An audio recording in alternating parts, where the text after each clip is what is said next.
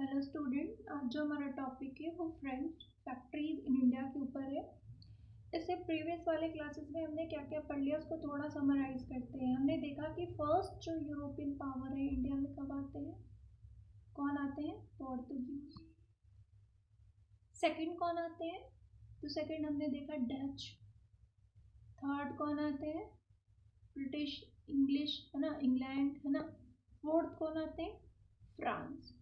अच्छा, मैप में मैं दिखा देती हूँ, वेट। ओके, ये मैप दिख रहा है ना। फर्स्ट हमने देखा था कि पोर्तुगीज आते हैं। सेकेंड आपको यहाँ पे दिख रहा होगा नीदरलैंड आते हैं, ठीक है। थर्ड पावर हमें दिखता है ये ब्रिटिश ना, इंग्लैंड, ठीक है। फोर्थ पावर जो हमें दिखेगा इंग्लिश है ना। फोर्थ पावर हमें जो दिखता है वो होता है फ्रांस। फोर्थ पावर कौन है? फ्रांस है, ठीक है। तो फ्रांस इंडिया आएगा, क्लियर है।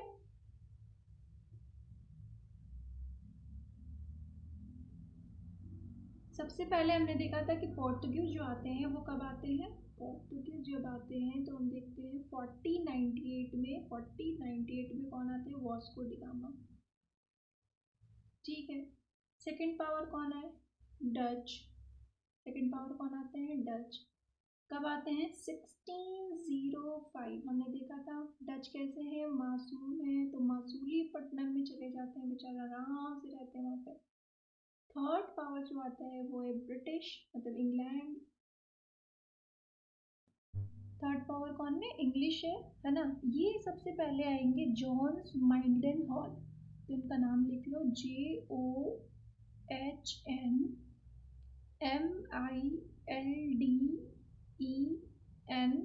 माइल्डन हॉल है ना। मिल्टन, इनको मिल्टन भी, जॉन मिल्टन हॉल है ना, माइल्डन हॉल।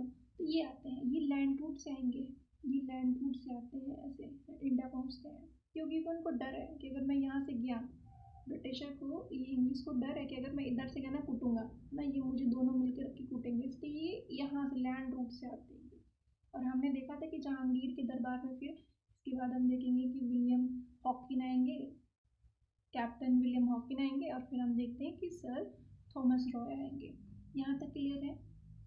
थर्ड, हमने थर्ड को इंट्रोड्यूस कर दिया। फोर्थ जो हमारा आज का आज हम उसको पढ़ेंगे, फोर्थ जो यूरोपियन पावर जो इंडिया में आते हैं वो कौन होते हैं? फ्रांस। क्लियर है। देखो यहाँ पे मैप दिख रहा है, यहाँ पे French East India company found होता है 1664 कॉलबर्ट के अंडर में। तो कॉलबर्ट कौन होते हैं? तो कॉलबर्ट मिनिस्टर है ल्यूस फोर के। हमने फ्रांस के रूलर पढ़ा होगा बहुत सारे, ल्यूस 16 को पढ़ा है ना। तो अभी ल्यूस 16 नहीं आया, अभी ल्यूस कौन से हैं? ल्यूस फोर है, ठीक है। ये रूलर होते हैं, कॉलबर्ट होता है। कॉलबर्ट कहता है भाई कॉलर वॉलर पहन निकल, है ना, बहुत लेट हो गए, हम सबसे लेट जा रहे हैं। कॉलबर्ट चलिए अपना पूरा कॉलर वॉलर लगा के निकलते हैं। किसको बोलता है? फ्रांसिस्को कैनोन को बोलता है, फ्रांसिस्को कार्नोन को बोलता है, कार्नोन। इसको बोलेगा भाई तू कार निकाल, है ना, मैं कॉलर वॉलर पहन के रेडी हूँ, तू कार निकाल, है ना। तो फ्रांसिस्को कैनोन को बोलेगा कि सूरत में सूरत सूरत चलो, है ना, सूरत। तो ये सूरत में पहुंचेंगे। कहाँ पहुंचेंगे? सूरत में। तो first French factory was established eight Surat by the Francisco Canon. France east India Company कौन बनाते हैं? कॉलबर्ट, क्योंकि उनको लगता है कि कॉलर वॉलर पहन के रेडी हो जाओ, अब बहुत लेट हो गए हम 1664 में। ये कहते भाई तो कार निकाल, लेट हो रहा है हमें, है ना। तो कार्नोन कहते ठीक है ओके, हम चलते हैं सूरत, है ना। जब इतना ये पूरा कॉलर वॉलर बूट सूट पहन के रेडी है ना, कार वार लेकर के जाते, तो कैसा सूरत होगा? सुंदर ही होगा ना। सूरत कैसा होगा? अच्छा होगा, है ना। सूरत मासूम सा होगा। तो एक जो इनका फर्स्ट फैक्ट्री होता है, first first French factory established eight सूरत। क्लियर है। ये फर्स्ट फैक्ट्री कहाँ पे एस्टैब्लिश करते हैं? सूरत में। क्लियर। पर्पस क्या है इनका फैक्ट्री एस्टैब्लिश करने का? तो पता चल गया होगा कि स्पेशली इनको ट्रेड करना है ना, सिल्क लेना है, इंडिगो, कॉटन और अदर जो भी ईस्टर्न गुड्स है उनको लेना है, परचेज करना है। सारे लोग भी पहुंच गए, यही बेचारे लेट हो गए थे। क्लियर है? तो लेट हो गए तो पूरा कॉलर वॉलर कॉलबुट पहन के रेडी हो जाते हैं, कार निकालो सूरत पहुंचो, है ना। तो कार के हेल्प से तो जो फ्रांसिस्को कैनोन होते हैं वो फिर सूरत आते हैं। तो फर्स्ट फैक्ट्री जो है वो कहाँ पे है? सूरत में। किसके द्वारा? कार्नोन के द्वारा, Francisco Caron. First French East India Company कौन फॉर्म करते हैं? तो कॉलबट। क्लियर है? ठीक, यहाँ तक क्लियर।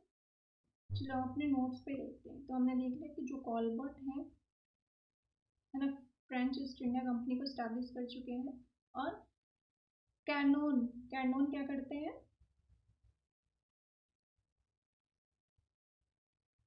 देखो ये जो कैनोन है वो फैक्ट्री को स्टैब्लिश करेंगे सूरत में 1667। क्लियर है?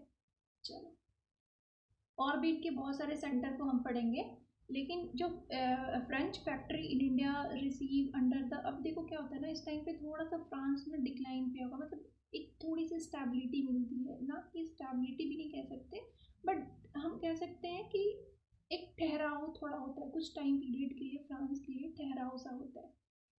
ठीक है, उसके बाद हम देखेंगे जो फ्रांस है ना फिर से रिवाइवल होगा, फिर से अपने पावर को स्ट्रॉन्ग करेगा अंडर लेनोयर और ड्यूमस। इसके अंडर में 3 मिनिस्टर और इम्पॉर्टेंट है, नाम लिख देती हूँ, लेनोयर और ड्यूमस। ठीक है, और सबसे ज़्यादा जो पावर स्ट्रॉन्ग होगा फ्रांस का वो होते हैं ड्यूप्लेक्स। बहुत इंपॉर्टेंट, नोट डाउन कर लीजिए, स्टार बना लीजिए, है ना। तो जो ड्यूप्लेक्स होते हैं ना बहुत इंपॉर्टेंट होंगे। एंग्लो फ्रेंच वॉर जो बेसिकली लड़ा जाएगा वो इन्हीं के साथ लड़ा जाएगा वर्सेस ब्रिटिश, है ना, एंग्लो। ठीक है, तो लेन्योर और ड्यूमस आते हैं। कौन आते हैं? लेन्योर और ड्यूमस। इनके टाइम पे हम देखते हैं कि फ्रांस का फिर से पावर क्या होगा? इंक्रीज होगा, रिवाइव होगा, है ना। तो रिवाइवल इस टाइम पे, इनके पीरियड पे ना पौंडीचेरी जो होता है वो बहुत इंपॉर्टेंट सेंटर हो जाएगा। पौंडीचेरी जो होता है वो इंपॉर्टेंट सेंटर हो जाएगा।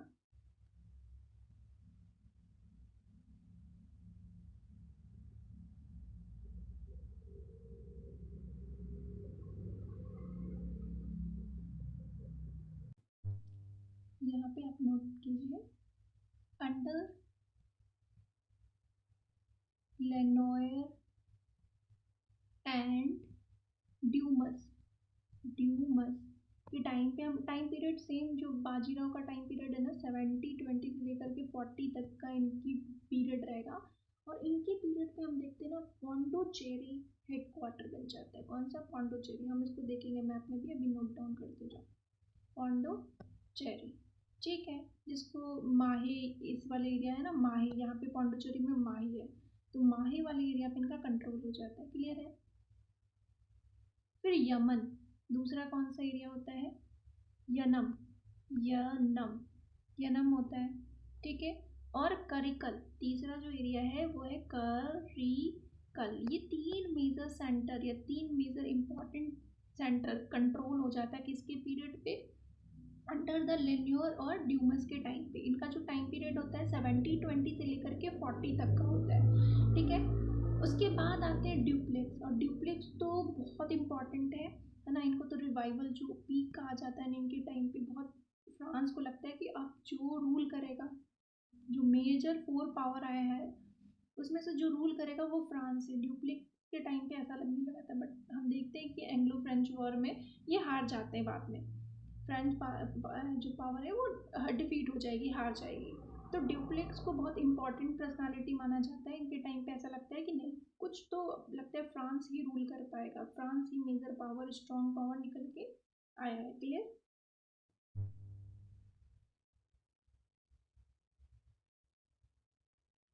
ये जो रीजन आपको दिख रहा है ना पौंडीचेरी, पौंडीचेरी किसके टाइम पीरियड पे होता है? तो लेन्योर, यहाँ पे लिख लो, लेन्योर एंड ड्यूमस, इन दोनों के टाइम पे ना ये पौंडीचेरी एरिया कंट्रोल में होता है। इसी के अंडर माहे है, इसको थोड़ा जूम करोगे तो यहाँ पे माहे।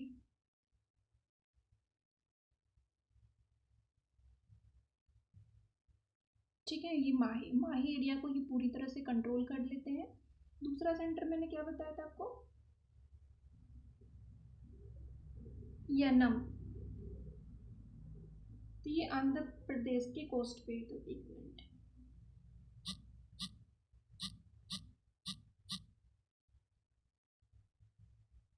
ये यहाँ दिख रहा है ना। तो सेकंड इम्पॉर्टेंट इनका जो सेकंड पावर इस्टेब्लिश होता है इनके टाइम पे, सेकंड सेंटर वो होता है आंध्र प्रदेश के कोस्ट पे। तो ये कहाँ था, ये यहाँ पे दिख रहा है ना, यनम। तो ये सेकंड हो गया। थर्ड जो इम्पोर्टेंट पावर इनका इस्टेब्लिश होता है वो कहाँ पे होता है, करिकल। तो करिकल तमिलनाडु में, तो वहाँ भी हम देख लेते हैं करिकल।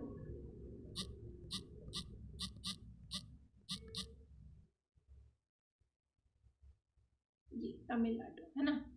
तो तीन मेजर सेंटर या तीन मेजर स्ट्रॉन्ग सेंटर बनाते हैं किनके पीरियड पे। तो हमने देख लिया लेन्योर और ड्यूमर्स के टाइम पे, जो गवर्नर होते हैं बेसिकली। और इनका जो टाइम पीरियड है वो कौन सा टाइम पीरियड है, 70-20 से लेकर के 40 तक का। ठीक है, क्लियर है यहाँ तक। चलो, अब जो नेक्स्ट गवर्नर आएंगे जो बहुत इंपॉर्टेंट है वो है ड्यूप्लेक्स, बहुत इंपॉर्टेंट। तो इनका जो टाइम पीरियड है वो 70-42 से स्टार्ट होता है। ठीक है, और हम देखेंगे कि एंग्लो फ्रेंच वॉर जो होता है वो इनमें और ब्रिटिशर के बीच में होगा, मतलब इंग्लिश में। The French was not just trade, नहीं कह सकते कि सिर्फ ट्रेड के लिए वो करते थे। ट्रेड तो उनका मेजर पर्पस था ही, but they also interference in local politics to expand the power, है ना। कभी कभी वो लोकल पॉलिटिक्स से भी लड़ लिया करते थे कि अपने पावर को एक्सपेंड करने के लिए, है ना, बढ़ाने के लिए। They support Indian rulers in war to gain territory and the influence, है ना। दो इंडियन रूलर लड़ रहे हैं तो उसका एक का साथ ले लिया और उसको जितवा करके फिर खुद का लैंड ले लिया, है ना। ऐसे लैंड एक्वायर स्ट्रैटेजी अपनाते थे। ठीक है, तो ड्यूप्लेक्स को मोस्ट फेमस फ्रांस गवर्नर कहा गया है, तो इसको यहाँ पे मेंशन करो।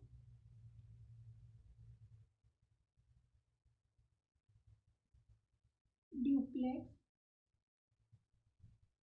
Most famous France governor. ठीक है, क्लियर है यहाँ तक। इन्हीं के टाइम पे हम कर्नाटिक वॉर कहेंगे, कर्नाटिक वॉर। कर्नाटिक वॉर क्यों, इस वाले रीजन को ना हम कर्नाटिक रीजन कहते हैं, मैं दिखाऊंगी। इस रीजन को कर्नाटिक या आर्कोट रीजन कहते हैं, इसलिए कर्नाटिक वॉर होगा। इसी को हम कहते हैं कर्नाटिक वॉर या Anglo French war. Anglo word britisher या इंग्लिश मैन के लिए यूज होता है, इसलिए हम कहते हैं या तो कर्नाटिक या तो Anglo French war. Clear, okay. First Carnatic war क्यों हुआ, है ना। फ्रांस और ब्रिटिश के बीच में लड़ाई क्यों हुआ, उसको देखते हैं। Britisher versus France, first Carnatic war या फर्स्ट एंग्लो कर्नाटिक वॉर या फर्स्ट एंग्लो फ्रेंच, है ना, एंग्लो फ्रेंच कॉन्फ्लिक्ट जिसको हम कह सकते हैं। इसमें क्या होता है, एक ऑस्ट्रिया रीजन है, अभी मैप में मैं दिखाऊंगी। ऑस्ट्रिया रीजन में वॉर ऑफ सक्सेशन होता है। ठीक है, बेसिकली यहाँ पे रूलर होते हैं, इनकी डेथ हो जाती है और उनका कोई भी मेल बेटा नहीं होता। ठीक है, तो उनकी एक बेटी होती है। He wanted is daughter Maria, Maria को चाहते थे कि उनको रूलर बना के जाए। उनकी डेथ के बाद क्योंकि उनका बेटा है ही नहीं, है ना, तो मारिया को कोई और एक्सेप्ट नहीं करना चाहते थे। अदर जो पॉलिटिक्स पावर है वो एक्सेप्ट नहीं करना चाहता था। तो ये वाले ऑस्ट्रिया वाले रीजन को ना हर कोई चाहता था कि हम यहाँ पे अपना कंट्रोल कर लें, है ना, हम इसको एक्वायर कर लें, है ना। तो इसमें फ्रांस और ब्रिटिश दोनों ही इस वाले रीजन पे चाहते थे कंट्रोल करना।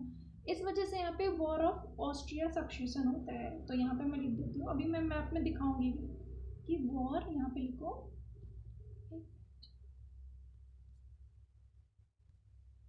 यहाँ पे Austrian war of succession, Austrian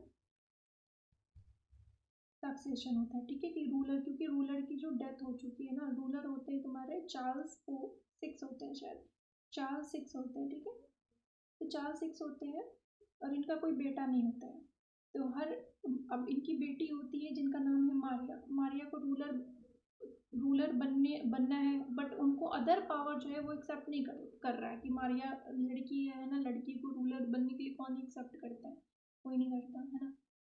ठीक है, फिर उसके बाद हम देखते हैं कि फ्रांस भी चाहता है कि हम अपना कंट्रोल रखें और ब्रिटिश भी चाहता है कि हम अपना कंट्रोल, तो इन दोनों में कन्फ्लिक्ट स्टार्ट, ये वॉर यहाँ से स्टार्ट होता है, ऑस्ट्रेलियन वॉर ऑफ सक्सेशन से। ठीक है, चलो मैप में दिखाई देती हूँ। ये आपको फ्रांस के बगल में ऑस्ट्रिया दिख रहा होगा, है ना।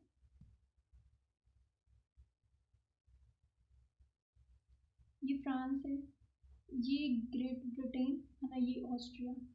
ठीक है, तो बेसिकली इसके लिए, इस वाले रीजन के लिए स्टार्ट होता है कॉन्फ्लिक्ट ब्रिटिश और फ्रांस के बीच में। ठीक है, क्लियर। ये वॉर स्टार्ट होता है 46 से लेकर के 48 तक रहेगा। ठीक है, इसमें बेसिकली आपको ये पिक्चर से समझना है कि यहाँ पे ब्रिटिशर है और यहाँ पे अनवरुद्दीन है और यहाँ पे फ्रांस है जो डुप्लेक्स लीड कर रहा है। बेसिकली होता है क्या ना, ये मद्रास जो रीजन है ना, ये आर्कट वाला रीजन है और इसी को कार्नाटिक रीजन भी कहते हैं, इसलिए कार्नाटिक वॉर यहाँ पे वॉर हुआ था। यहाँ पे लीड कर रहे थे अनवरुद्दीन। कौन है रूलर? अनवरुद्दीन। अनवरुद्दीन लीड कर रहे थे। फ्रांस ने क्या किया, इस मद्रास वाले रीजन को कैप्चर कर लिया। ठीक है, तो ये बात ब्रिटिशर को अच्छी लगेगी कि ब्रिटिशर का ही वो रीजन था मद्रास, उसको कौन कैप्चर कर लेते हैं? फ्रांस कैप्चर कर लेते हैं मद्रास वाले रीजन को। ठीक है, तो अब ब्रिटिशर और अनवरुद्दीन, ब्रिटिशर कहते हैं देखो फ्रांस कितना पावरफुल हो रहा है ना, तो अनवरुद्दीन हेल्प करते ब्रिटिशर का कि ठीक है कोई बात नहीं, हम फ्रांस को हरा देंगे। ठीक है, तो French governor duplex capture France from the British. तो ऐसे पहले होता है, ये मद्रास जो रीजन होता है वो किसके पास होता है? ब्रिटिश के पास होता है। ठीक है, बट वो कौन कैप्चर कर लेगा? फ्रांस कैप्चर कर लेगा। फ्रांस जाके कंप्लेन करता है अनवरुद्दीन को कि देखो वो कितना पावरफुल हो रहा है ना, तो ये दोनों एक साथ हो जाएंगे, फ्रांस को रोकने की कोशिश करेंगे कि तुम उसका रीजन है ना, क्यों ऐसे कर रहे हो, या कुछ भी समथिंग स्टॉप करने की कोशिश करते हैं। कौन? अनवरुद्दीन कहते हैं कि तुम उसके रीजन या उस एरिया को क्यों एनेक्स कर रहे हो, है ना, स्टॉप करने की कोशिश करते हैं, रोकने की कोशिश करते हैं। किसको? डुप्लेक्स को। डुप्लेक्स की रोकने को कोशिश करते हैं, तो फ्रांस है ना अनवरुद्दीन को हरा देंगे। फ्रांस क्या करेंगे, जो फ्रांस डुप्लेक्स है ना वो अनवरुद्दीन को हरा देंगे। और फ्रांस को पता चलता है कि मैं, है ना, दोनों ही चौंक गए। फ्रांस इसलिए चौंक गया कि मैं अनवरुद्दीन को हरा सकता हूँ, मतलब डुप्लेक्स इसलिए चौंक गया कि मतलब अनवरुद्दीन को मैंने हरा दिया, और अनवरुद्दीन भी सॉफ्ट है, फ्रांस ने हरा दिया। ये दोनों एक दूसरे से सॉफ्ट है। ठीक है, तो जब फर्स्ट जो कर्नाटिक वॉर होता है वो वॉर ऑफ ऑस्ट्रेलियन सक्सेशन से होता है, वहीं पे हो रहा है, उनके रीजन में ही हो रहा है, बट इसका फ्रांस को गुस्सा आता है ना, और ये मद्रास वाले रीजन को छीन लेता है ब्रिटिश से। ब्रिटिश क्या करता है, अनवरुद्दीन वहाँ के लोकल रूलर जो है उनसे कंप्लेन करता है कि ये मेरे रीजन को छीन रहा है ना, तो अनवरुद्दीन स्टॉप करते हैं फ्रांस को, डुप्लेक्स को कहते हैं भाई लड़ाई झगड़ा ना कर, तो फ्रांस तो डुप्लेक्स तो रुकने वाला नहीं था, है ना, इसको हरा देंगे, अनवरुद्दीन को हरा देंगे। तो ये दोनों एक दूसरे से सॉफ्ट है, एक पॉजिटिव एक नेगेटिव, दोनों को ही झटका लगा है। क्लियर है, तो यही होता है फर्स्ट कर्नाटिक वॉर। कब होता है? 1746 से लेकर के 1748 तक, 2 साल। लेकिन ऊपर एक ट्रीटी होती है, मतलब वहाँ पे एक ट्रीटी होती है कि ठीक है हम लड़ाई झगड़ा नहीं करेंगे। ठीक है, तो ट्रीटी ऑफ एक्स ला सापली, मतलब चप्पल, हरकत ही चप्पल वाले कर रहे हैं ना, चप्पल खाने वाली, तो सापले से अप्ली करके एक ट्रीटी होती है, हमें क्या है, चप्पल पढ़ लो, है ना। ठीक है, तो इस ट्रीटी में होता है कि ठीक है एक काम करो, तुम अपना मद्रास लो, शांति बना के रखो, बट मतलब मद्रास दे देता है, इस ट्रीटी के तहत मद्रास फिर से ब्रिटिशर के अंडर आ गया। क्लियर, तो फ्रांस क्या होता है ना, फ्रांस को एक चीज पता चल जाता है कि यहाँ का रूलर तो बड़ा वीक है ना, अनवरुद्दीन को मैंने हरा दिया, वो तो मतलब पूरे दिन झूमता रहेगा खुशी के मारे की, ओ माय गॉड, है ना, मतलब अनवरुद्दीन हार गया, मद्रास तो मैं दे दूंगा, कोई दिक्कत नहीं है, कोई नहीं ले जा भाई। लेकिन उसको ये खुशी लगी कि हाँ मैं कितना पावरफुल है, मेरी आर्मी कितनी पावरफुल है, फर्स्ट टाइम उसको फर्स्ट कर्नाटिक वॉर में एनालाइज हो गया। ठीक है, अच्छा चलो, समझ नहीं आया, किसी बच्चे को होगा समझ नहीं आया होगा, कोई नहीं, हम फिर से देखते हैं। फर्स्ट वॉर ऑफ कर्नाटिक क्यों स्टार्ट होता है? क्योंकि हम देखते हैं कि एक यूरोप में ऑस्ट्रिया नाम का जगह है, वहाँ पे वॉर ऑफ सक्सेशन होगा। इस ऑस्ट्रिया रीजन को हर कोई चाहता है, फ्रांस भी चाहता है, ब्रिटिश भी चाहता है। यहाँ पे रूलर होते हैं, उनकी डेथ हो जाती है, उनका कोई मेल लड़का नहीं होता, लड़की को दुनिया समाज ने एज अ क्वीन, है ना, रूलर एक्सेप्ट ही नहीं किया, ये हिस्ट्री गवाह है अपने आप में। तो मेल इनका बेटा है ही नहीं, फीमेल तो है बट इसको कोई चाहता नहीं है, इसलिए फ्रांस और ब्रिटिश इंटरफेरेंस करेगा, है ना। इस वाले रीज़न को हर कोई चाह रहा था कि मेरे अंडर में आ जाए, मेरे अंडर में आ जाए, ऐसा ही कुछ कन्फ्लिक्ट स्टार्ट यहाँ से होता है, ऑस्ट्रिया रीजन से। ठीक है, फ्रांस क्या करेगा, गुस्से में मद्रास रीजन को सीज कर लेगा, जो रीजन था ब्रिटिश के अंदर में। किसके अंडर में था? ब्रिटिश का। ब्रिटिश जाकर के कंप्लेन करेगा अनवरुद्दीन, जो इस वाले रीजन कर्नाटिक रीजन के रूलर होते हैं, लोकल रूलर होते हैं। और अनवरुद्दीन स्टॉप करने की कोशिश करेंगे फ्रांस को कि नहीं गलत है ना। लेकिन डुप्लेक्स कहाँ रुकने वाला, इनको हरा देता है, इसको बोलते हैं बैटल ऑफ एसटी थॉमस। इस बैटल में अनवरुद्दीन हार जाते हैं। ये दोनों एक दूसरे से शॉक्ड है। डुप्लेक्स इसलिए शॉक्ड है कि मैंने इसको हरा दिया, है ना, इतने बड़े पावर को, और अनवरुद्दीन भी शॉक्ड है कि इसने मुझे हरा दिया, है ना। इस दोनों शॉक्ड है, पॉजिटिव और निगेटिव। इस बैटल को बैटल ऑफ एस्टी थॉमस कहा गया, और बाद में ऊपर में एक ट्रीटी हो जाती है ऑस्ट्रिया और इन दोनों के बीच में, ब्रिटिश और इन दोनों के बीच में, ट्रीटी ऑफ एक्स-ला-चैपेल 1748 में, और ये वॉर एंड होता है। इस वॉर में बेसिकली ये होता है कि ठीक है, मद्रास रीजन आप लीजिए, है ना, Madras was return to the British, है ना, मद्रास रीजन को ब्रिटिश को दे दिया जाता है। बट एक चीज़ क्लियर हो चुका था कि डुप्लेक्स को एक चीज़ पता चल गया था कि इंडियन पावर जो है, इंडियन रूलर कितना वीक है, और मेरी जो पावर है, मेरा जो मिलिट्री है, वो कितना स्ट्रांग है। तो यही होता है फर्स्ट कर्नाटिक वॉर। क्लियर है? तो इसका टाइम पीरियड देख लेना कि 1746 से लेकर के 48 तक का जो टाइम पीरियड है, इसको फर्स्ट कर्नाटिक वॉर, या हम कह सकते हैं इसको Anglo French, first Anglo French war, Anglo France war. ठीक है, क्लियर है फर्स्ट। अब फ्रांस को तो पता चल गया था कि मैं कितना स्ट्रांग हूँ, तो ये ना अब मौका ढूंढ रहा है कि कब कुछ मौका मिले कि मैं लड़ाई करूँ, है ना। तो फ्रांस क्या करेगा ना, इंटरफेरेंस करने लगेगा, इंटरनल जो भी पॉलिटिक्स होगा ना उसमें इंटरनल अपना इंटरफेरेंस दिखाने लगेगा। क्यों? क्योंकि उसको पता चल गया था कि मैं बहुत स्ट्रांग हूँ, बट एक मौका मिलना चाहिए, है ना। तो इसको अब मौका मिलेगा। हमने देखा कि नवाब अनवरुद्दीन हार चुके हैं, है ना, उनकी उनकी डेथ भी हो जाती है कुछ समय बाद। फिर मोहम्मद अली आते हैं। कर्नाटिक रीजन देखा है ना, अभी मैंने यहाँ पे बताया, ये वाला जो रीजन है ये बेसिकली आरकोट और कर्नाटिक रीजन है। तो हम इसमें लोकल रूलर देख रहे थे, कौन है? अनवरुद्दीन। तो अनवरुद्दीन के बाद कौन आते हैं? मोहम्मद अली। तो रूलर किसको बनना चाहिए? मोहम्मद अली को। लेकिन एक और रूलर बोलता है कि चंदा सादिक होते हैं, वो कहते नहीं, मैं रूलर, मुझे रूलर बनना चाहिए। ठीक है, एक चंदा साहब, इतना समझो। एक असफ जहाँ है, असफ जहाँ हैदराबाद में बैठे तुम्हारे असफ जहाँ, असफ जहाँ के बाद बनना चाहिए नासिर जंग, है ना। तो मुजफ्फर जंग इन्हीं के खानदान से कोई होते हैं, मुजफ्फर जंग कहेंगे कि नहीं मुझे बनना चाहिए। जबकि असफ जहाँ के बाद नासिर जंग रूलर बनने चाहिए, है ना। और नवाब अनवरुद्दीन के बाद उनके बेटे मोहम्मद अली बनने चाहिए। बट एक चंदा साहब है, कहते कि नहीं, मोहम्मद अली ना बन के मैं बनने चाहिए रूलर। और वैसे ही हम देखते हैं हैदराबाद में कौन बोल रहे हैं? मुजफ्फर जंग कह रहे हैं कि नहीं मुझे रूलर बनना चाहिए, है ना। ये दोनों अचानक से आए हैं और ये कह रहे हैं, चंदा साहब कह रहे हैं नहीं, नवाब अनवरुद्दीन के बाद जो रूलर बनेगा, नवाब अनवरुद्दीन थे यहाँ पे, तो यहाँ पे एक्चुअली बनने चाहिए इनके बेटे, है ना, मोहम्मद अली बनने चाहिए। और असफ जहाँ हैदराबाद है, अभी हम हैदराबाद को पढ़ेंगे, हमने मराठा पढ़ा, हैदराबाद, हैदराबाद में थे तुम्हारे अशफ झा, है ना, नासिर जंग। तो अशफ झा थे, तो फिर अब होने लगा कि असफ झा के बाद कौन बनेगा? नासिर जंग। अकॉर्डिंग टू तो नासिर जंग बनने चाहिए, तो लेकिन मुजफ्फर जंग कहते कि नहीं, मुझे बनाओ, मुझे बनना चाहिए रूलर। तो फ्रांस कहते तुम्हें बनना चाहिए, चंदा साहब को बोलते तुम्हें बनना चाहिए, तुम्हें बनना चाहिए, ठीक है मैं सपोर्ट करूँगा। अब ये जो अलग से पावर आए थे इसका सपोर्ट लेते हैं, और ऑफ कोर्स जब फ्रांस इस तरफ है तो ब्रिटिश क्या होगा, इस साइड होगा जिसको लीड कर रहे थे, फ्रांस से लीड कर रहे तुम्हारे कौन।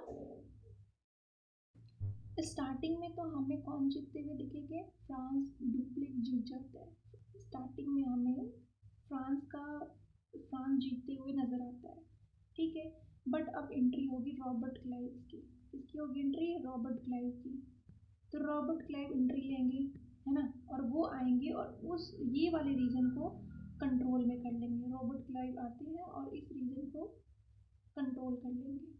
कब कंट्रोल करते हैं, 1751 में। तो 48 में तो हमने देखा था कि फर्स्ट कर्नाटिक वॉर खत्म हो चुका है, सेकेंड 49 में स्टार्ट हुआ, 54 तक चलेगा। लेकिन हम 51 में ही देखेंगे, 51 में ही देखेंगे कि रॉबर्ट क्लाइव आते हैं और इस वाले कर्नाटिक रीजन पे अपना कंट्रोल कर लेते हैं। अच्छा, तुम लोग फिर कंफ्यूज हो गए होगे, मुझे पता है ना, जब तक मैं 3 बार ना बोलूँ 1 बार को तुम समझ ही नहीं पाते, है ना। कोई, हम दोबारा देखते हैं, डोंट वरी। देखो, हमने इस वाले रीजन को देख रहे हैं ना, इस रीजन को, इस पे कौन बैठे थे, फर्स्ट में हमने देखा था, फर्स्ट कर्नाटिक वॉर में हमने देखा था इस रीजन पे कौन बैठे थे, तो हमने देखा था अनवरुद्दीन बैठे थे। तो अनवरुद्दीन के सक्सेसर मोहम्मद अली थे, तो रूलर किसको बनना चाहिए था, मोहम्मद अली को। यहाँ पे हैदराबाद है, असफ जहाँ यहाँ पे पहले थे और उनके बाद जो बनना चाहिए वो नासिर जंग को बनना चाहिए, ऐसा ही कुछ स्टोरी होना चाहिए, है ना। बट एक है चंदा साहब, एक है मुजफ्फर जंग। चंदा साहब कहते कि नहीं, मोहम्मद अली नहीं बनने चाहिए, मुझे बनना चाहिए। और मुजफ्फर जंग कहेंगे हैदराबाद में कि नासिर जंग नहीं, मुझे बनना चाहिए, है ना, मुजफ्फर जंग बनेगा हैदराबाद का रूलर, ठीक है। ये कोई लॉजिक है, लेकिन फ्रांस का जो डिप्ले बोलेगा लॉजिक है ना, जब तक मैं हूँ लॉजिक है। ब्रिटिश इन दोनों के सपोर्ट में होंगे, पहले भी हमने देखा था अनवरुद्दीन के सपोर्ट में कौन थे, ब्रिटिशर थे। तो इस टाइम भी इनके बेटे के भी सपोर्ट में, अनवरुद्दीन के बेटे मोहम्मद अली के भी सपोर्ट में ब्रिटिशर होंगे। अब स्टार्ट हो गया सेकेंड कर्नाटिक वॉर, ठीक है। बिना लॉजिक वाले को सपोर्ट कर रहा है फ्रांस और लॉजिक वाले को सपोर्ट कर रहे हैं ब्रिटिश, ठीक है। डुप्लेक्स जीतते हुए भी दिखते हैं, डुप्लेक्स जीत भी जाते हैं इनफैक्ट, बट बाद में हम देखते हैं, अभी अभी बैटल चल रहा है, जीत भी जाते हैं ये डुप्लेक्स जो है, जीत भी जाते हैं। लेकिन ये बैटल 51 में टर्निंग पॉइंट आएगा, 51 में एक टर्निंग पॉइंट आता है, जिसमें हम देखते हैं कि एंट्री होती है रॉबर्ट क्लाइव की, किसकी, रॉबर्ट क्लाइव की। ये 1751 में इस वाले रीजन को कैप्चर कर लेंगे, ये आरकोट का जो कर्नाटक का रीजन था, इसको पूरी तरह से सीज कर लेंगे, कैप्चर कर लेंगे। और यही माना जाता है कि मेजर टर्निंग पॉइंट। और इनफैक्ट फ्रांस क्या करेगा ना, जो फ्रांस बैठा है वो डुप्लेक्स को बुला लेगा, भाई तू इधर आ, तुम्हें कहीं और भेजना है। मतलब एक ही अच्छा इंसान था डुप्लेक्स, उसको भी फ्रांस बुला लेगा। अब क्या, अब दूसरा गवर्नर को भेजेगा, ठीक है। तो सेकेंड कर्नाटिक वॉर कब से कब चला है, 1749, एक साल बाद ही, फर्स्ट के एक साल बाद ही 54 तक, और बीच में ही टर्निंग पॉइंट आ जाएगा, क्लियर है, जिसमें हम रॉबर्ट क्लाइव की एंट्री आ चुकी है और ये रीजन को जीत चुके हैं, क्लियर है। अब हम थर्ड बैटल देखते हैं, थर्ड कर्नाटिक वॉर देखते हैं, थर्ड कर्नाटिक वॉर, ठीक है। सबसे पहले हम इसका टाइम पीरियड देखते हैं,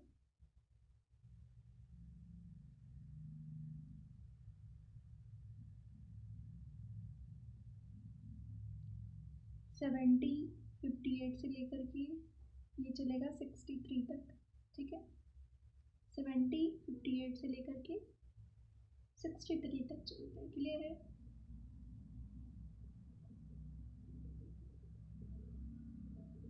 ये भी होता है, आपको बहुत पता है कि ब्रिटिशर वर्सेस किस में हो रहा है, फ्रांस के बीच में हो रहा है, ठीक है। इसमें क्या होता है, इसमें बेसिकली अगर ब्रिटिशर की साइड से लीड कर रहे थे सर आयरकूट, सर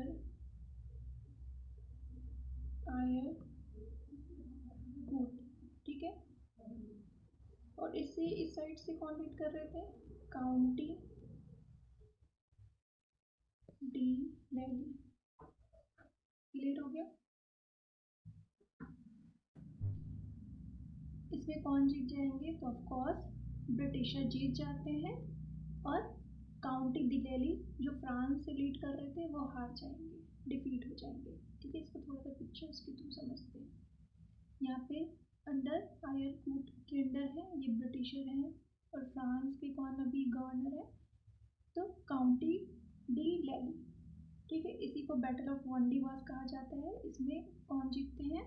तो हम इसमें देखेंगे कि ब्रिटिशर जो है वो जीत जाएंगे, आयरकुट है ना जीत जाएंगे, और फिर उसके बाद हम देखते हैं कि ये हार जाते हैं, और फिर लास्ट में हम देखते हैं ट्रीटी ऑफ पेरिस होता है। ट्रीटी ऑफ पेरिस कब होता है? तो ये हम देखते हैं 1763 में ट्रीटी ऑफ पेरिस होगा। ट्रीटी ऑफ पेरिस होगा, क्लियर है? इसमें होता है कि अब जो है ना ये वॉर ख़त्म, हमारी तुम्हारी वॉर ख़त्म, तुम हार गए हो, है ना, मतलब कहीं ना कहीं फ्रांस हार चुका है, डिफीट हो चुका है। बहुत अच्छे से इसकी वॉश की है ब्रिटिशर ने, है ना, वॉन्डी वॉश बहुत अच्छे से वॉश की है, एकदम निर्मल शैम्पू साबुन से इसको धुल दिया, मर गया। ठीक है, और फिर कहता है कि देखो पौंडुचेरी जो तुमने ले रखा है ना, फ्रांस को बोला कि तुम मुझे दो। हमने देखा था कि पौंडुचेरी फ्रांस के अंडर में था किस टाइम पीरियड पे? जब ल्यूनियर और ड्यूमस थे, है ना, मेन सेंटर था, तो पौंडुचेरी ब्रिटिशर ले लेता है उससे। ठीक है, और कहता है कि तुम ना ट्रेडर की तरह बिहेव करो। ठीक है, अब जो लीड करेगा वो कौन होगा? ब्रिटिशर, है ना। तो यहाँ से जो एंग्लो फ्रेंच कॉन्फ्लिक्ट स्टार्ट होता है वो किस ट्रीटी पे एंड होता है? तो ट्रीटी ऑफ पेरिस। इसको 2 बार देखना, 3 बार देखना, अगर फिर भी समझ नहीं आता है तो हम इसको क्लास में डिस्कस, डोंट वरी। ठीक है, चलो अल्लाह हाफिज़।